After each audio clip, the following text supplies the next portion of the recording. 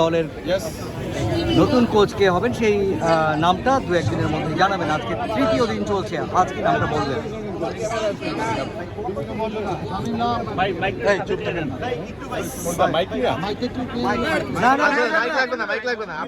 আচ্ছা, প্রথমত হচ্ছে যে আপনাদের সবাই অধীর আগ্রহ রয়েছেন আমাদের বাংলাদেশ ফুটবল টিমের পরবর্তী কোচ কে হতে যাচ্ছে।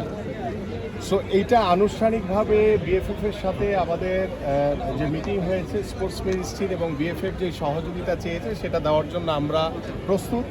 এবং বিএফএফ এর যে কাজটি এখন তারা সমন্বয় করছে যে আমাদের যে সিলেক্টিভ যে কয়েকজন কোচ আছে শর্ট লিস্টেড, তাদের ভিতর থেকে আপনার কোলম্যানের কথা শুনেছেন, আপনারা রবার্ট ভ্যান রয়েছেন, এরকম আরও কয়েকজন রয়েছেন।